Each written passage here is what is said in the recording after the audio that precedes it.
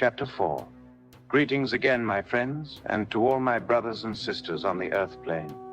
May I say first that I am very happy to be with you again and to thank you for the gracious way in which you received my brother during my enforced absence. I have decided that inasmuch as you have begun to understand that the factors of energy and mass are but relative, and that they depend primarily for expression upon the source or fountainhead, and that these equations of energy and mass are but the outward intelligence expressed from the fountainhead, I have been very anxious that you understand this principle thoroughly, and it is partly because of this that I will discuss the topic of today, which, although it does not necessarily pertain to the expression of life on Venus, is pertinent and vital for your understanding and peace of mind in the future generations of mankind upon the Earth plane. Our topic today will deal with spacecraft and the historical background of the Earth with regard to interplanetary travel. When your scientists touched off the first atom bomb, it had an immediate and far-reaching effect into many of the astral worlds, and in some of the dimensions which are more closely related to the Earth. About 5 planets, including Venus, were immediately startled and gravely concerned with what might be the misuse of atomic power. Clarion, another planet not generally known to the Earth people, was another one so concerned. Likewise, Mars. Eros also was alerted and was swung into an orbit which would bring it in close conjunction with the Earth. These planets all sent out spacecraft or used other means to explore the Earth to find out all possible ramifications which might be involved in these atomic explosions. The people of the Earth during the following years were tremendously excited by the appearance and strange behavior of these various types of craft. One type in particular, which you call flying saucers, has caused the greatest consternation and conjecture, particularly to the Earth scientist. He is at a loss to explain the sudden appearance and disappearance of these craft. Also, he is flabbergasted with the tremendous speeds which they can attain, and which he can only track on his radar screen. He is also bewildered by their appearance of being at a white-hot heat or cooling to a dull cherry red. To interject a little mystery here, let me say there is no heat produced in the use of these craft. But first, I must digress to explain to you some of the historical background which is necessary to understand your present situation. About 500,000 years ago, the people of Mars were commuting regularly with the Earth by spacecraft. They had established a colony on the southern edge of what is now called the Gobi Desert at the foothills of the Himalayan mountains. They were, however, set upon from time to time by savage bands of native Earthmen who roamed about the Earth at that time. In the last of these forays, a large group of Martians barely escaped with their lives into the nearby hills, where they remained hidden and lost to their countrymen, who finally abandoned the idea of colonization on the Earth. They were a peace-loving people, and although they had weapons at their disposal that would have annihilated these savage Earthmen, yet they refused to use them, and so the Earth swung in its orbit, unattended for several 100,000 years, until the coming of the Lemurians from the planet Lemuria, which is about 700 light years, figured in our planetary system of light measurement, away from our solar system. You may wonder how these men traversed this vast distance without consuming the best part of their lives. It was through the principle of change of frequency relationship which enabled the spacecraft to travel through inner space at speeds approximately 10 times that of your known speed of light, 186,000 miles per second. Therefore, the distance from Lemuria to our solar system could be traversed in a very small fraction of the time which you might assume would normally be necessary. In other words, about 5 or 6 years. During this journey, the ship was flown and controlled by a robot calculator. The 11 who occupied the ship remained in a state of suspended animation, something like a cataleptic hypnotic trance. It was about 160,000 years ago in your Earth time that the great spacecraft crashed on the Gobi Desert, very close to where the Martians formerly lived. Inside were these 11 men on this craft, which had come, as you have been told, from a planet much closer to the central vortex of the material universe and our own solar system. This was the planet Lemuria, about 3 times the size of the Earth, and warmed by the rays of a huge, brilliant, copper-colored sun, to which it was fairly close. The people of this planet are, compared to your Earth people, of a very large and tall stature. They are also advanced in their spiritual evolution to a point which is about 1/2 way between the scientific plane of Mars and the spiritual plane of Venus. We had long been in telepathic communication with these people, and it had been their first attempt with spacecraft at such vast distances which had ended so disastrously on Earth. It had not been their desire to land on Earth, but rather on Venus. But they had been deflected from their true course by the strong magnetic field of a huge sun they passed on their journey here. You are all somewhat familiar with the story of Mu or Lemuria on your Earth, and how the science of these 11 masters or supermen was handed down through the ages, so that it became a vital science of that civilization you call Atlantia. It was the people of Atlantia who still used spacecraft, and were, through the knowledge and use of the principle I have explained to you, able to float silently through the airs in weightless craft, which they propelled by using force beams or energy beams, using as their source of energy the magnetic fluxes which surround the Earth. Near the close of this civilization, there was a great deal of corruption which began to enter into a heretofore very wonderful way of life, and which was something like the utopia which the philosophers are wont to talk about. It was at this time that an avatar who was living on Venus made a pilgrimage to Atlantia, and there, after proving his mastership by placing the flame of life upon a crystal-clear quartz block which he materialized from energy, he ruled for the space of 428 days, during which time he wrote a book about life and placed it beneath the flame. It was his warning when he left that nothing should be taken from or added to this book, or else Atlantia would perish. Your history will tell you the sad tale. Sometime after the disappearance of the Avatar, whom you call Christ, a group of Atlantean men, women, and children wishing to preserve their way of life escaped in a spacecraft to Mars. It was the descendants of these people which were contacted by your Earthman named Fry, one as well as numerous others. I'm bringing you this story so that I can show you how these craft or flying saucers work, and which will also point out to your Earth scientists the underlying principles which they are now hopelessly trying to duplicate. The trip the Earthman took in this flying saucer was quite real. However, it did not take place in the dimension or realm with which he is familiar. This saucer is guided by the mothership, which is a huge cigar-shaped craft, which usually hovers motionless out in space at about 10,000 miles distance from the surface. The craft is pilotless and is flown by a beam of energy which projects like an invisible searchlight from the mothership. This beam is hollow like a tube, in the center of which the saucer always remains. The outer shell of this tube-like beam is a composite form of innumerable wave shapes or intelligences, which have been taken from a source coming from the fountainhead, and through processes which are known to them as well as to ourselves.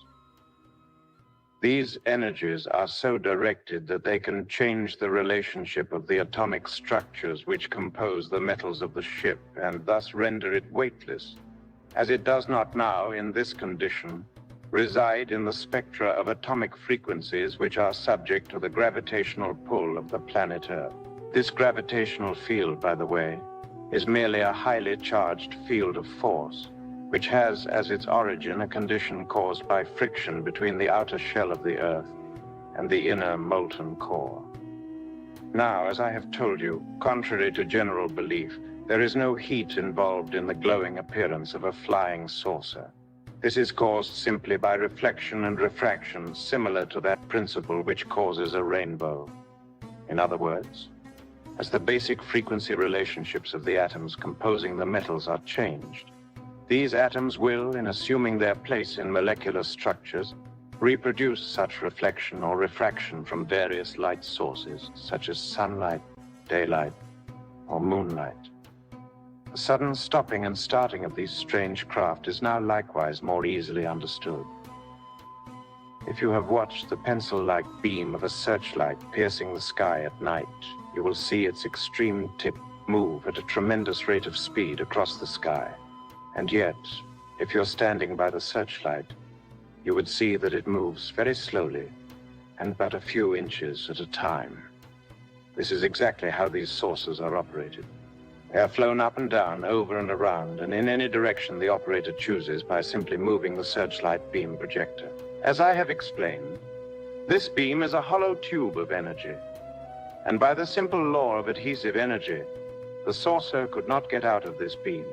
Now I see that your bodies are beginning to tire, although I know your minds are eager for more information.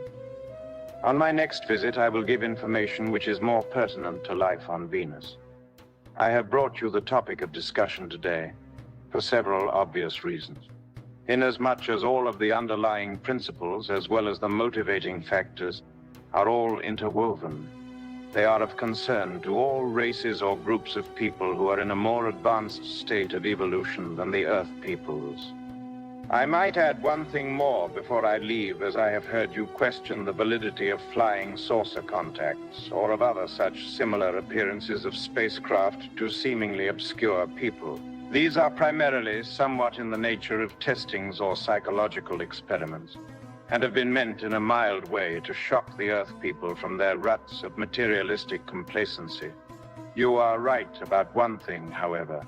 We, or any other advanced race, do not and would not seriously affect your own chosen way of life.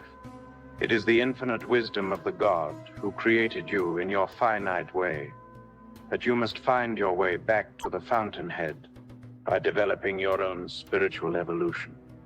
And so until such future time, I will await your convenience.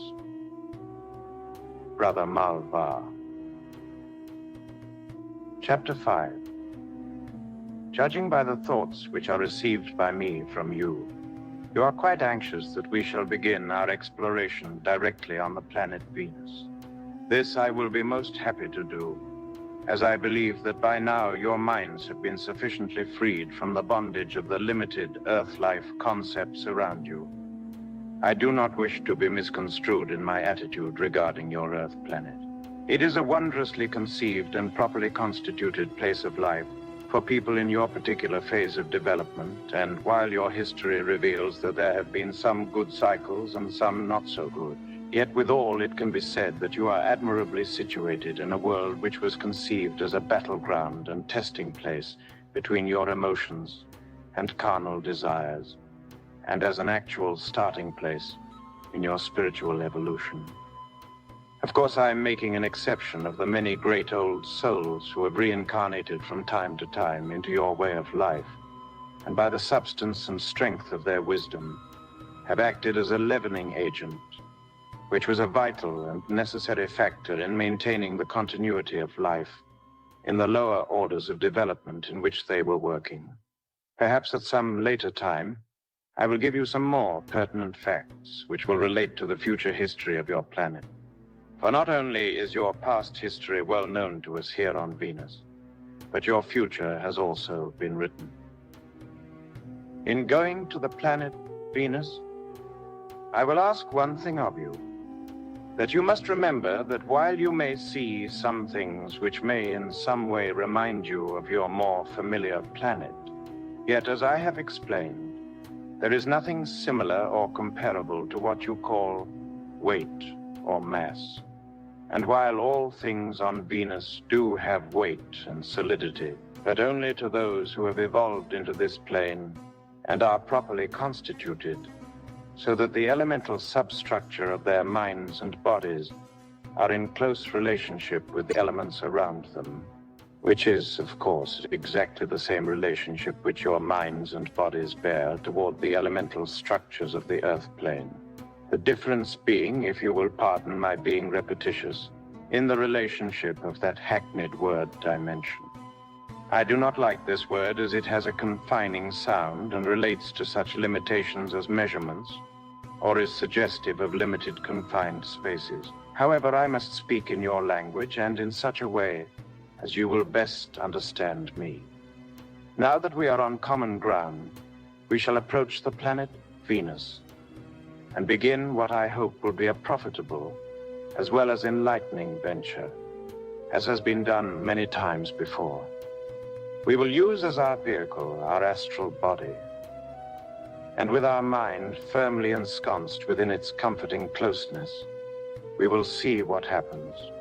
But lo, I have hardly spoken before we're there, at least to our first stopping point, which is somewhat outside the astral shell of the planet, or as your astronomers call a similar one around the Earth, the ionosphere.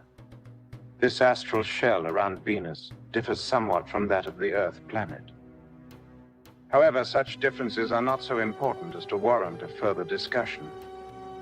We will instead merely say that its function is somewhat similar to that of the Earth, and that it is a protective shield against some of the dangerous radiations which come from various sources in outer space.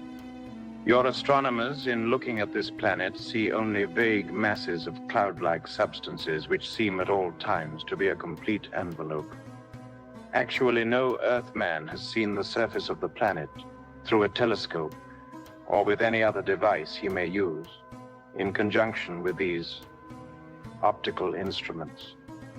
I would like to point out that there are many Earth people who have visited the planet on astral flights and have returned to Earth with different and varying versions of their experiences.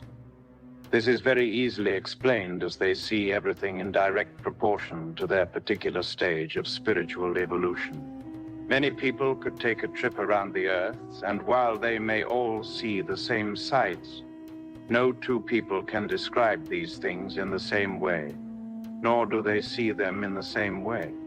This factor is much more manifest in their astral flights to Venus and in seeing what they do, inasmuch as the factors relating to conception are of a much more spiritual nature.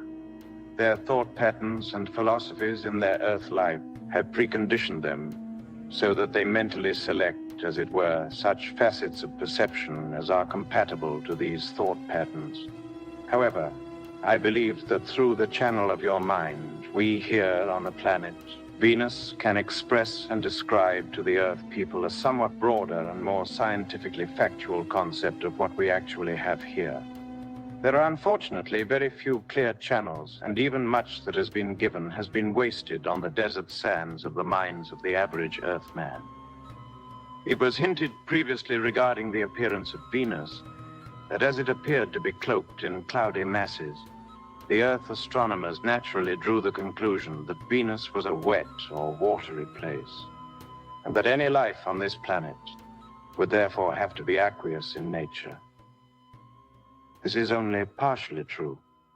While there are clouds in the atmosphere of Venus, they are not wet, damp, vaporous masses, but the moisture which is needed to support the luxuriant growth of vegetation. I can assure you that the planet is anything but aqueous.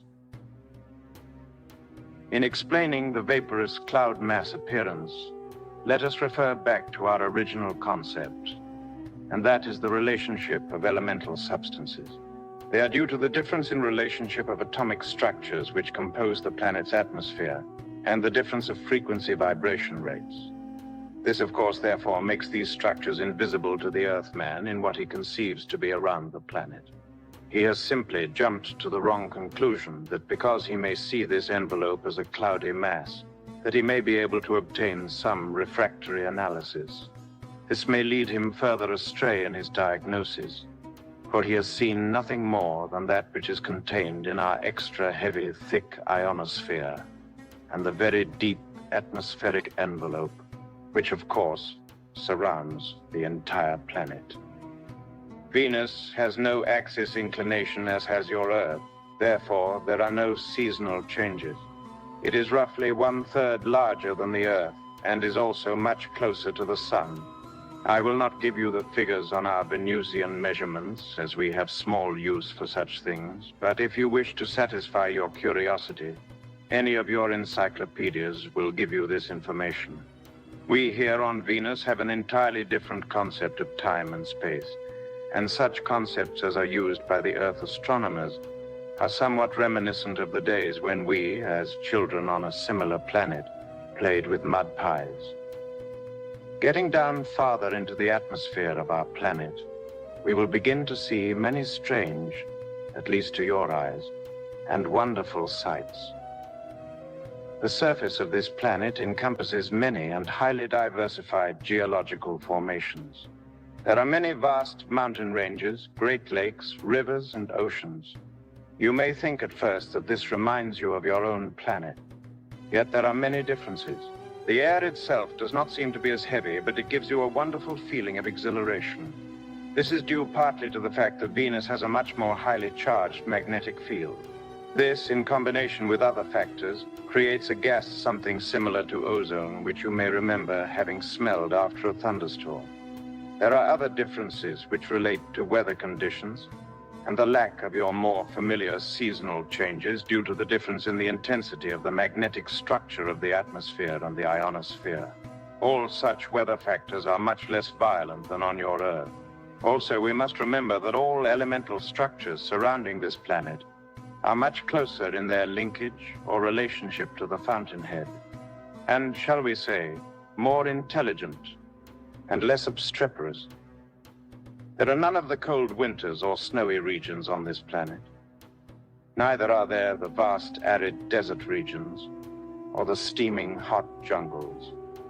All in all, the planet is a much more well-behaved vessel of life, partially, as I have said, because of a more highly evolved structural density, and partially because we here on this planet know how to control weather conditions. The Avatar Christ calmed the raging seas and caused the winds to cease their howling, and then boldly walked upon the face of the now calm water. May I say humbly that we here on Venus also know of these things. Another thing which you will notice is the iridescent, glowing beauty. Also, the vegetation itself may display a riotous beauty of color and contrast. The seas and waters have a radiant, opalescent beauty, and the very mountains seem to be composed of the essence of mother of pearl. All over and about and around all of this, there are hanging multitudes of rainbow-hued auras. Dew drops shoot forth radiant shafts of light, which are far more brilliant than any you have ever before witnessed. You may see a countless number of strange and fantastically hued birds and huge butterflies whose wings seem to be encrusted with 1,000,000 jewels. You may taste the waters of some tumbling stream and find them sweet beyond all previous taste experiences. Or you may come upon one of the many cities which seem to hang half suspended between earth and sky, which may remind you somewhat of the pictures in some childhood fairy book of the fairy castle on top of a high hill. Yes, my friends, Venus is a wonderful, beautiful place, and a rich reward which may be well earned through the many thousands of reincarnations and Earth lives. On my next visit, we will seek out one of these fairy castle-like cities, and we shall enter in and meet some of those who have earned and richly deserved this reward.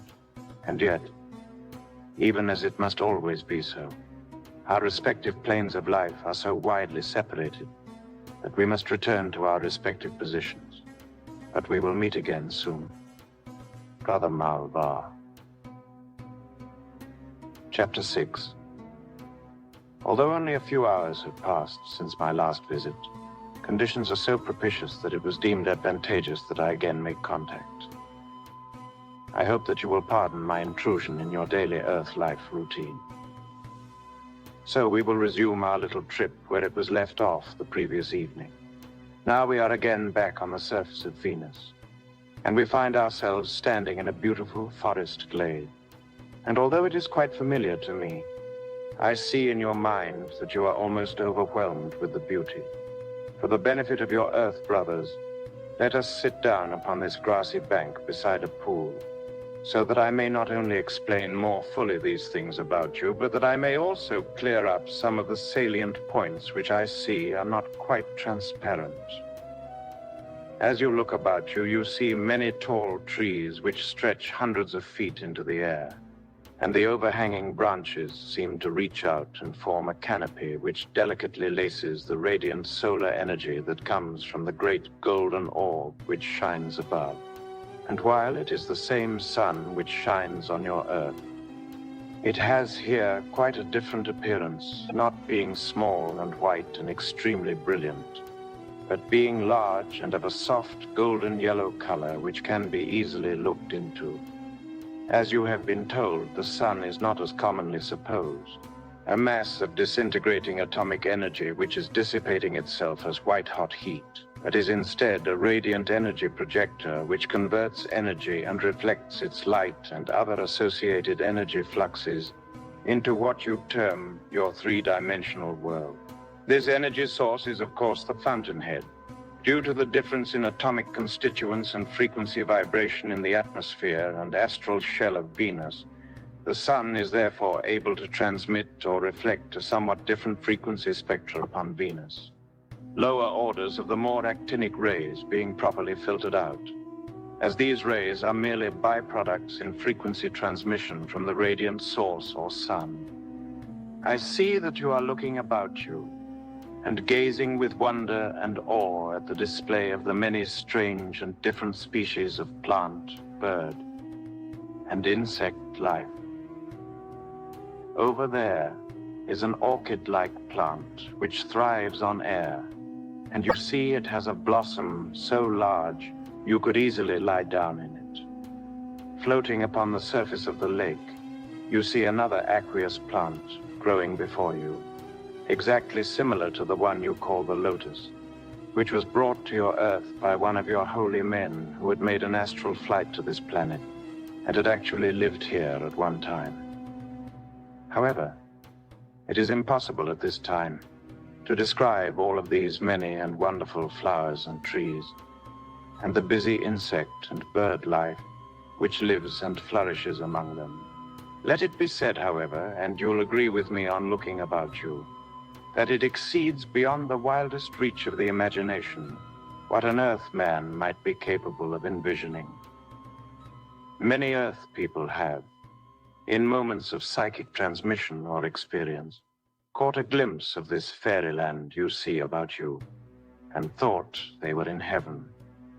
And while this is partially true in comparison to your Earth planet, yet we here on Venus are still in a comparatively low state of evolution.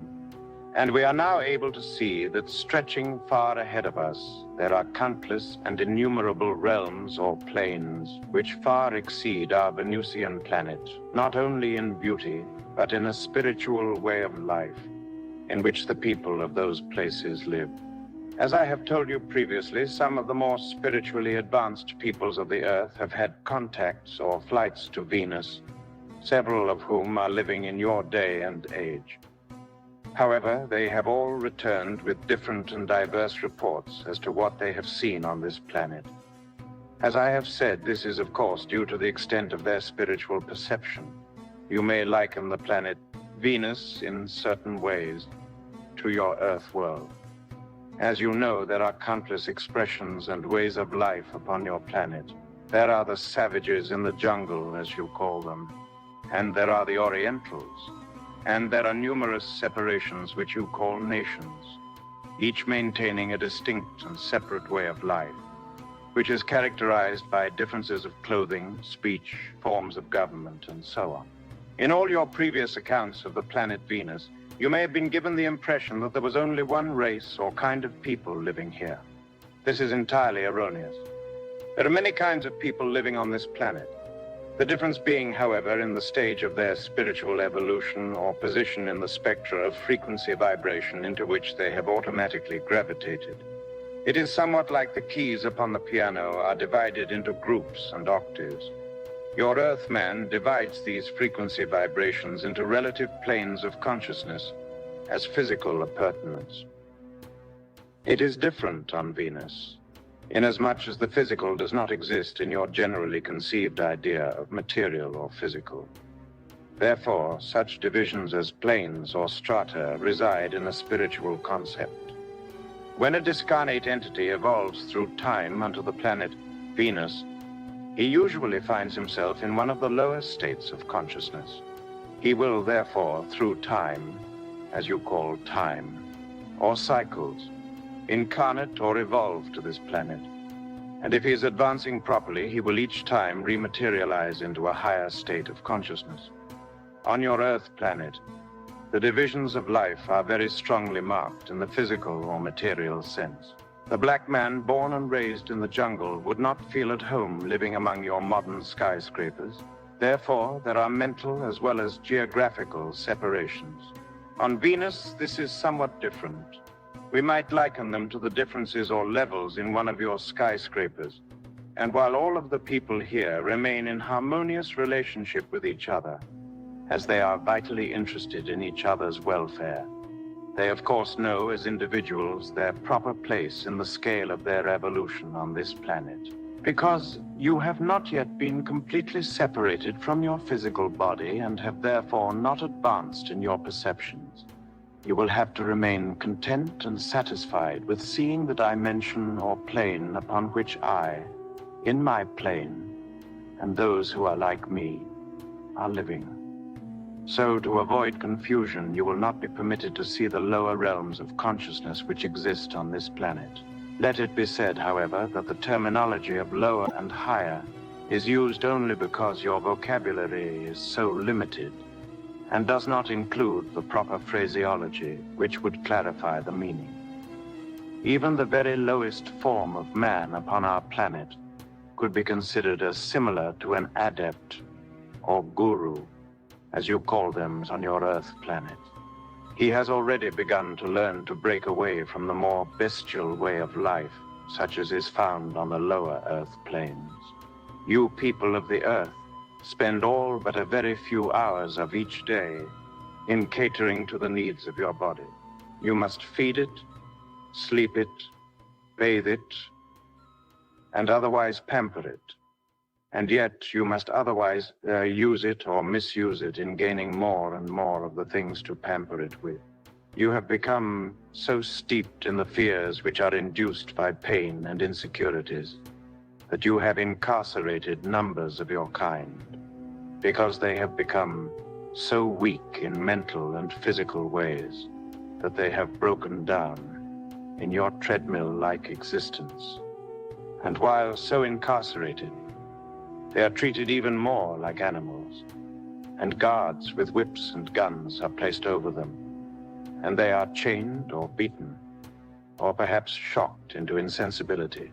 Such things are indeed crude and barbaric, and do not belong in the consciousness of a man who supports such a system 6 days a week, and supposedly worships his God on the 7th. And so, to further increase this great travesty against his God, he must arm his children with the destructive weapons of aggression, and send them out to kill his neighbor's children. Yes, my friend, even the beasts of the field which you use for food are not so unintelligent. But let us get back to my people. As I have said, we possess no physical bodies in your sense of the physical. Neither are we born on this planet, as you would call birth by your standards. When a person from another spiritual plane wishes for reasons of his own evolution to live on this planet, he first seeks out, in a spiritual way, a plane or place in which he feels most harmonious, and which will be most conducive to his proper growth. He will then seek out a family and a community, and make his presence and his wishes known. They, in turn, will, through the power of their minds, project energy and build for him a body in which he can enter and thrive upon this planet. This is somewhat like your materialization seance, but in a much more advanced and practical form, inasmuch as the participants themselves, or as you call them, the mediums, actually become the parents of the newborn, materialized being. Sometimes, however, the newly entered entity is not accustomed to supporting his body in its new environment, and it must therefore be from time to time refreshed and rebuilt by his parents. Sooner or later, however, the newly born individual grasps the idea by using the radiant energy and through his mind will project it into this body and thus keep it alive and vigorous. On your Earth planet, you must eat foods which are transformed into energy by a reflex digestive system so that your bodies may survive. On Venus, however, there is no eating in your commonly accepted concept. Our digestion is processed through the mind into our bodies and becomes an automatic process, which of course leaves us much more time for the better things of life. Just in case you may think this a bit preposterous, remember that energy is energy in whatever form it may assume. Your Earth scientist has already harnessed the solar energies in countless ways for your comfort and convenience. Even the battery in your automobile has stored energy which was originally sunlight in a bygone age, which came down to you stored up in carboniferous deposits or petroleum, and has been converted back to energy through the process of combustion, which turns the generator, thus reactivating the battery. As you will easily see by now, we have engaged in what is quite likely to turn out to be a very detailed and lengthy dissertation upon our planetary way of life, and that it is quite different than your way. You must therefore take it in small doses, if I can so use this term, as I know the limitations of your Earth minds, and as I would avoid any confusion. Therefore, let us rest for a while, and I will return after a suitable interval. So until then, this is Mal Var. Can I say, signing off.